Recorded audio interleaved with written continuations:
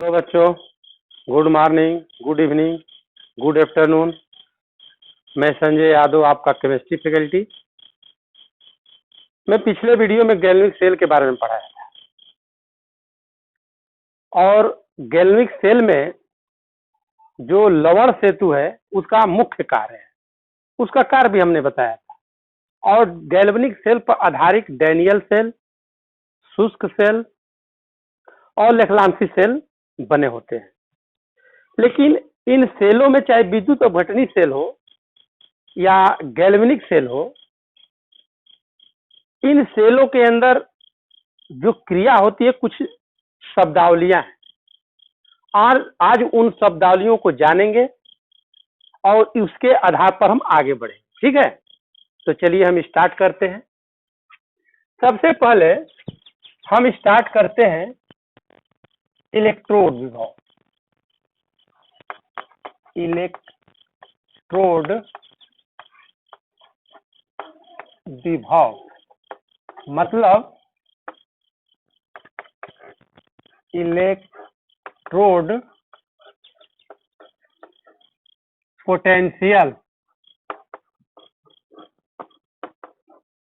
ठीक है, इसको हम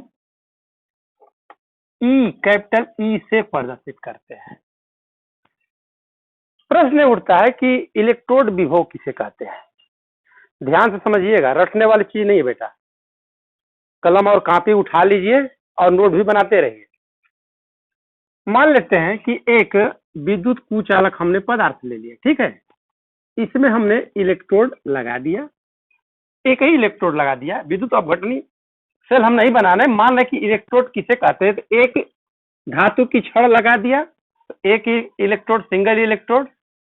और सिंगल इलेक्ट्रोड को हम क्या कहते हैं, अर्ध सेल कहते हैं। एक और सिंगल इलेक्ट्रोड लगा देंगे तो वो भी अर्ध सेल। एक पर ऑक्सीकरण होगा तो एक पर अपचयन होगा। जिस पर ऑक्सीकरण होगा वो ऑक्सीकरण अर्ध सेल कहलाएगा, जिस पर अपचयन होगा वो अपचयन अर्ध सेल कहेगा। जब दोनों सेलों को जोड़ देते हैं तो पूर्ण सेल बन जाते हैं। इसे हम बता चुके हैं। तो इलेक्ट्रोड विभव किसे कहते हैं। ठीक है, अगर मान लेते हैं कि यह विद्युत अपघटय विलयन है। ठीक है, इस विद्युत अपघटय विलयन में अगर किसी छड़ को या राड को डुबोते हैं तो डुबोने का मतलब कि यह राड इलेक्ट्रॉन का त्याग भी कर सकता है विलयन में, या यह राड इलेक्ट्रॉन ग्रहण भी कर सकता है। समझ रहे हैं ना। तो जो कह सकते हो कि जो ये राड है धातु का, ये विलयन के संपर्क तल पर जो ही आता है, एक प्रकार का इसमें यहाँ संपर्क तल पर विभव उत्पन्न हो जाता है। और जब विभव उत्पन्न हो जाता है उसी को हम कहते हैं इलेक्ट्रोड विभव। तो इलेक्ट्रॉन त्याग करेगा तो धनात्मक इलेक्ट्रॉन ग्रहण करेगा, तो ऋणात्मक मतलब कि ऑक्सीकरण भी हो सकता है और अपचयन भी हो सकता है। तो इसको हम इस तरह लिख सकते हैं कि किसी विद्युत अपघट्य विलयन में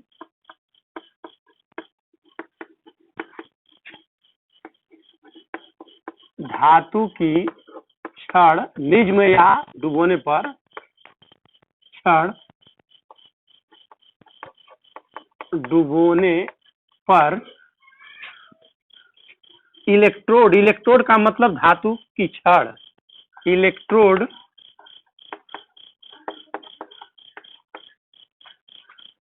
इलेक्ट्रॉन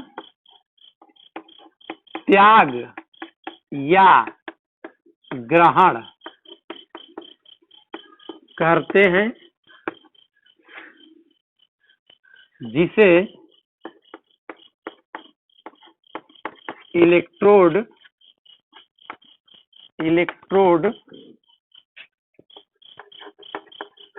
विभव कहा जाता है। ठीक है, इसको और स्पष्ट में समझा दे रहा हूं। मान लेते हैं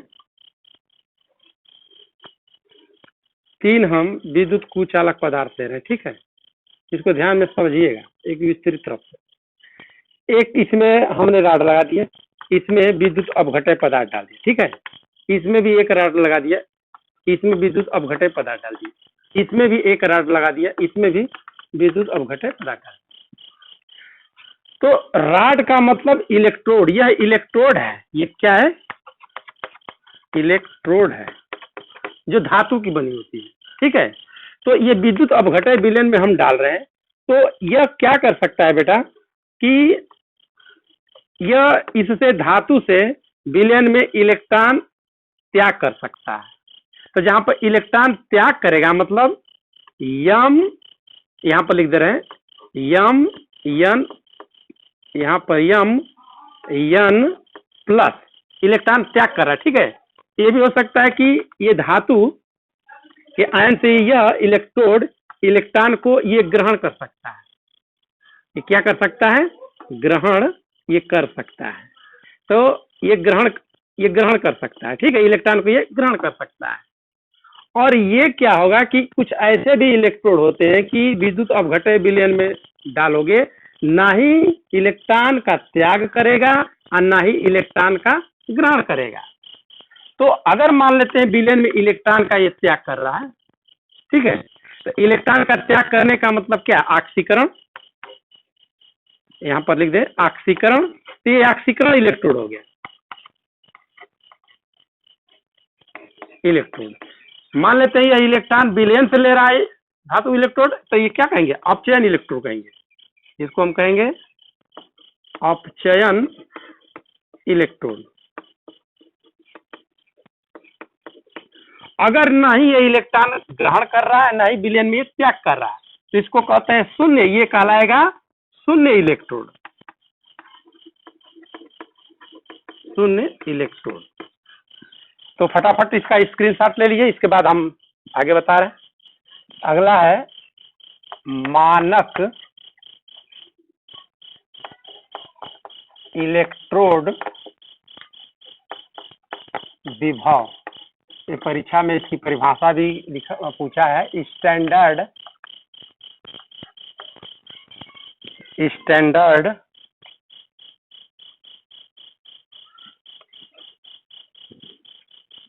इलेक्ट्रोड पोटेंशियल,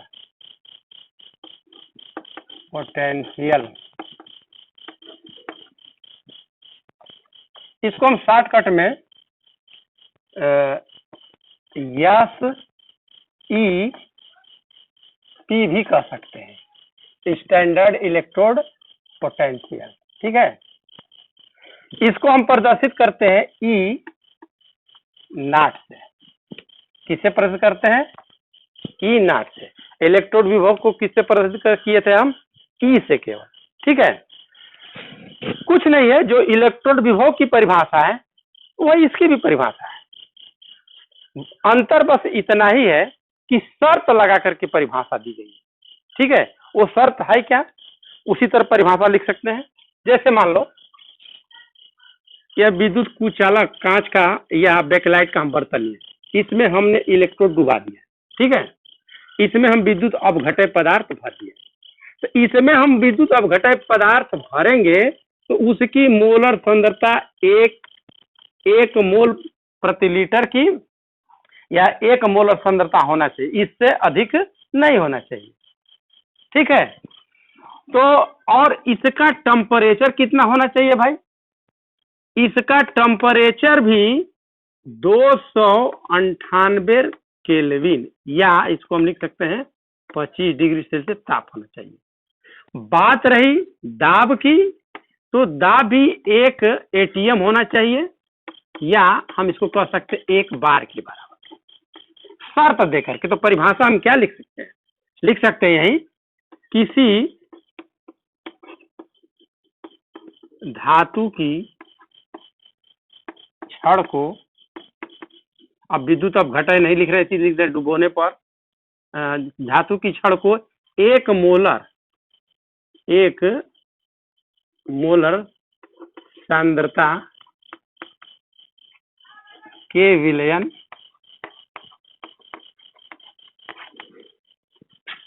तथा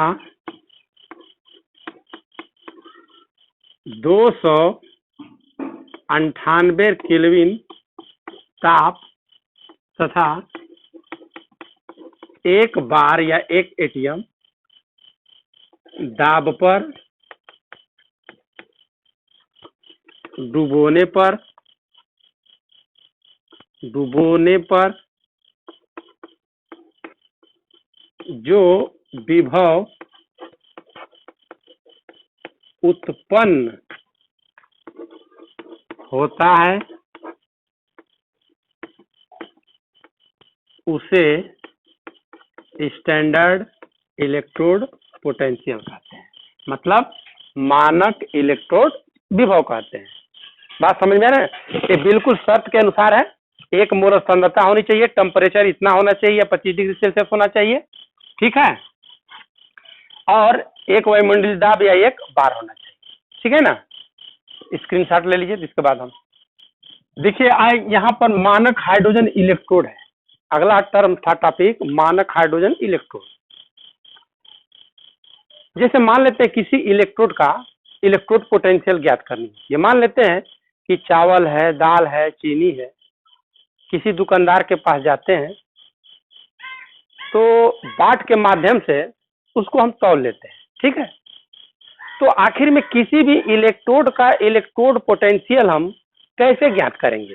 तो ऐसी स्थिति में ज्ञात करने के लिए एक विशेष प्रकार का बैलेंस की आवश्यकता पड़ेगी, ठीक है।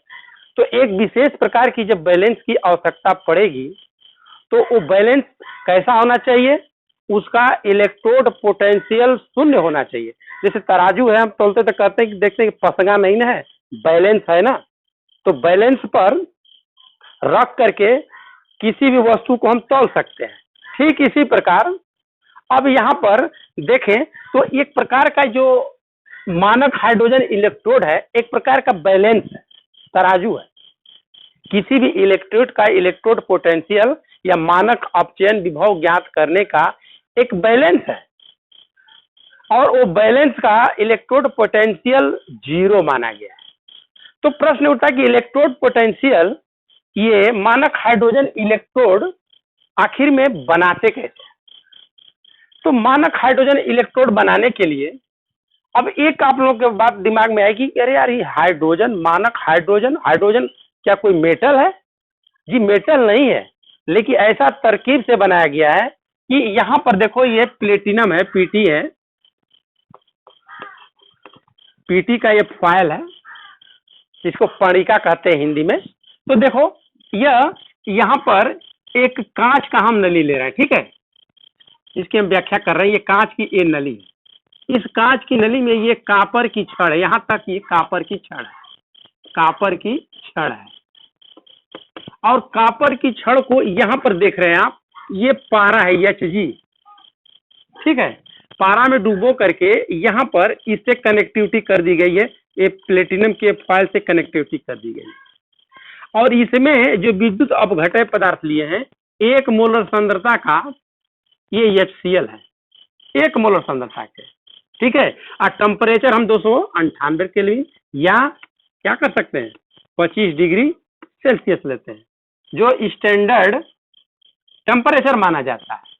और यहाँ पर हाइड्रोजन गैस जब प्रवाहित करेंगे, यहाँ से ये पैक है, हाइड्रोजन गैस प्रवाहित करेंगे एक वायुमंडलीय दाब पर या एक बार पर, तो क्या होता है कि ये जो प्लेटिनम का जो फाइल है जिसे पणिका कहते हैं, इसको पहले हम ब्लैक कर देते हैं, काला, ठीक है। और जब प्रवाहित करते हैं तो ये हाइड्रोजन गैस एब्जॉर्ब कर लेता है, अवशोषित कर लेता है, और जो आवश्यकता से अधिक हो जाता है ये बुलबुले के रूप में, ये बुलबुले के रूप में बाहर निकल जाता है। तो इस प्रकार जो प्लेटिनम की प्लेट है, इस हाइड्रोजन गैस को क्या करती है, अवशोषित कर लेती है। जब अवशोषित कर लेती है तो ऐसी स्थिति में यह देखा गया है कि इसका जो है मानक अपचयन विभव यहाँ पर ±0.00 वोल्ट मान लिया जाता है। इसका इलेक्ट्रोड पोटेंशियल 0 मान लिया जाता है। किसका? मानक हाइड्रोजन इलेक्ट्रोड का। अब इस मानक हाइड्रोजन इलेक्ट्रोड से जैसे जिंक का निकालना है हमें के इलेक्ट्रोड पोटेंशियल, मानक अपचयन विभव, कापर का निकालना है, निकिल का निकालना है, लिथियम का निकालना है, आयरन का निकालना, जिसका भी निकालना होगा, निकाल करके एक सारणी बना दी गई है, लेकिन अब हम बताएंगे कैसे निकाला जाता है। ठीक है, इसका स्क्रीनशॉट ले लीजिए, इसके बाद बता रहे हैं। देखिए यहाँ पर हम मानक हाइड्रोजन इलेक्ट्रोड से, जिसको हम बैलेंस कर रहे थे, उसे हम कैसे ज्ञात करेंगे। तो देखो मान लेते हैं कि यह कॉपर का हमें इलेक्ट्रोड पोटेंशियल ज्ञात करना, ठीक है। तो कॉपर का इलेक्ट्रोड को हम इस विद्युत 1 मोलर सांद्रता वाले विलयन विद्युत अपघटन पदार्थ में जोड़ दिए।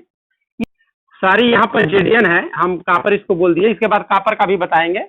ठीक है, मान लेते हैं ये जेडीएन की छड़ है, ठीक है ना। ये जेडीएन की छड़ को हमने 1 मोलर सांद्रता वाले विलयन में डुबो दिए।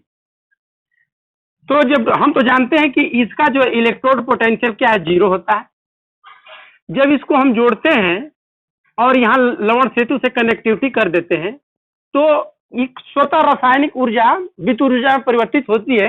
ये वोल्टामीटर यहाँ पर जुड़े हैं, ठीक है। इलेक्ट्रॉन का प्रवाह इधर होता है और धारा का प्रवाह इधर होता है। यह एनोड का कार्य करता है। किसका कार्य करता है? एनोड का कार्य करता है।